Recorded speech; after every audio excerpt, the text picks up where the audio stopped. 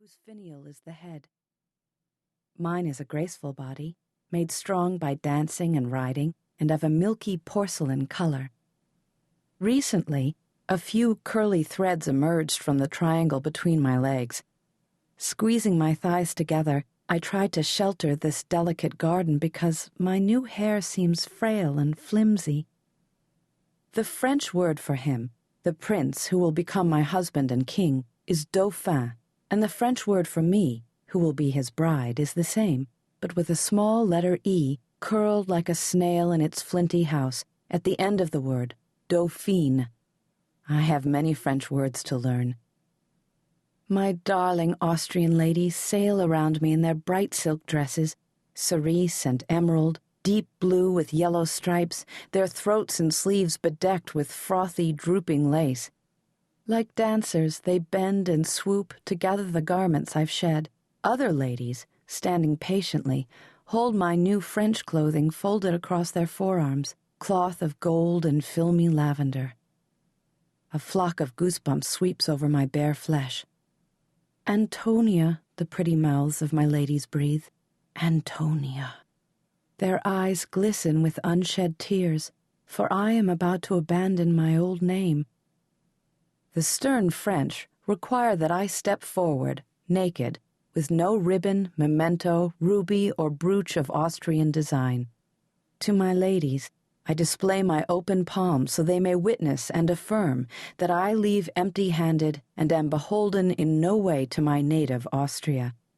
Resplendent in rich colors, they draw near, in a solemn circle, to regard my vacant hands.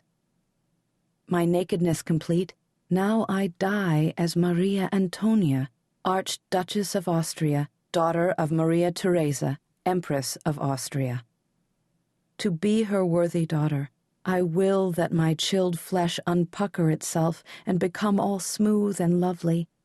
Clothed nobly in nothing but my own skin, described as pearly by some in its translucent sheen, I begin the donning of French clothes, no longer Maria Antonia, but my French self, now named Marie Antoinette.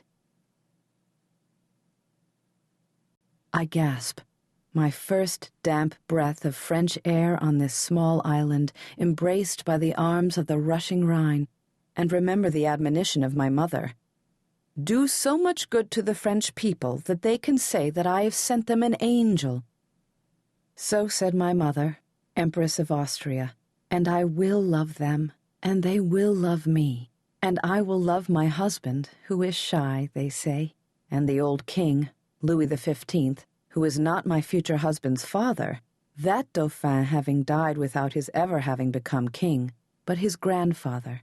And I will love the maiden aunts of my future husband Louis Auguste, who will become Louis XVI, God willing, but not soon, I hope and pray, for in fact I know that not only my unformed body, but also my spirit is still that of a child, and I will love the Duc de Choiseul, the great foreign minister of France, who has made my happiness come about by mating me with Louis Auguste, whom I have never seen yet. And I will love the Count Merci d'Argenteau, for he is Austrian, and my mother's friend and the Austrian ambassador to France. I will love them all, especially Choiseul, the foreign minister, and Merci, the Austrian ambassador, even as I have been instructed always to love those who further our cause, the peace of Europe. And I will find new friends, my very own friends, to love as though they were sisters. But now they say Mops is not to accompany me. Mops! More precious than any ornament of silver or gold, because Mops is a living being who scampers across my heart with all four of his fast little feet. My loyal companion, Mops is not a thing to be abandoned. Mops has tender feelings, but it is this very loyalty and mine to him that disqualifies him for passage. I place the heels of my hands like broad stoppers against my closed eyelids, behind which hot tears are collecting. Unfortunately, when I press inward, tears gush out and track my cheeks. Someone is pulling my hands away from my face. I must present a cheerful countenance to the French, No one needs to remind me. Making myself cheerful is my own chore, a task I must spare these kind souls around me. Because I hold no handkerchief or possess not so much as a sleeve with which to dry my tears, I hunch up the round of my bare shoulders on each side to wipe my eyes and cheeks. Then mops. Mops! I cry again while my imploring hands beseech the empty air. He lifts his darling black-button pug nose and howls and yaps. Tossing his forelock from his brown eyes, he struggles to leap from the vice grip of strong female hands.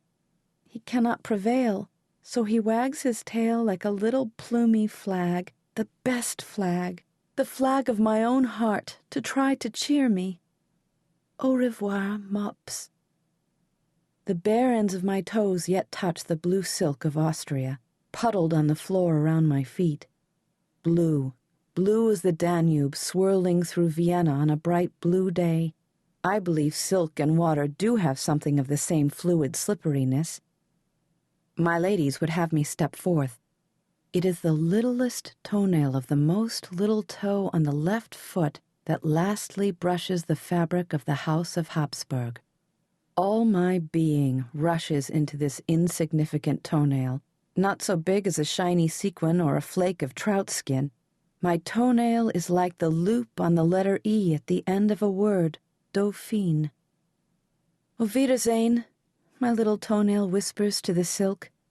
To think that it is the tiniest toenail so honored, the last part of me tangent to home. She's like Venus rising from the sea, my Austrian attendant exclaims, to make me feel clothed in beauty. But I am rising from the Rhine, and am the daughter of the Danube.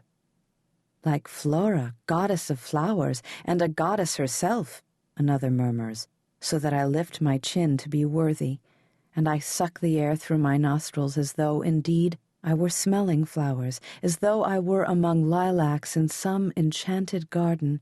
Yes, a theatrical garden on a floral stage. Trained by the best dramatic coaches of Europe, I raise my eyes and inhabit my role. You make too much of me, I say gently and smile. How prettily she speaks. They will adore her, they say. Emotion plays within their words as fragrance lives in flowers. Their sympathy for me is fringed with fear. Suppose the French do not adore me, neither the king, the Dauphin, nor the people. My sorrow is to leave you behind, I say, performing serenity, but lo, now I myself experience that feeling I have invented for their dear sakes. Turning to embrace them once more. How strange to embrace someone who wears clothes when you yourself wear none.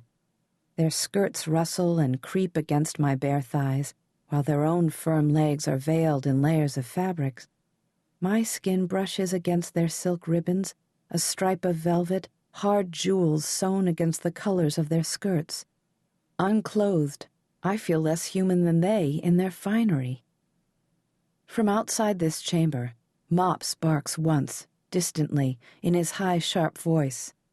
Punctuation, my mother the Empress humorously used to say of such unexpected assaults on the ear. Quickly, my darling Austrian attendants dress me in a chemise of creamy French silk. Then come the sterner, scratchier petticoats from Paris. The soft stockings, they say, were knit in Lyon. But where is that? And tapered toe shoes made at their court, Versailles. And next the lilac skirt and bodice of gold, laced tight, and oh, snowy lace, half made of airy nothing, settles around my throat. Tenderly I touch my neck and feel my skin, more delicate than swan's down. Does Mops still wear his blue silk collar, the silver buckle that I fastened this morning with my own fingers? They've carried him away. In the place of furry Mops comes the stately Prince Starhemberg. Perhaps he is really Mops in disguise, transformed by fairies. If my sister, my best and dearest sister and also dearest friend, if my Charlotte were with me, she would smile at my fancy. Her sensibility is with me. They can never pry it from my soul. The Empress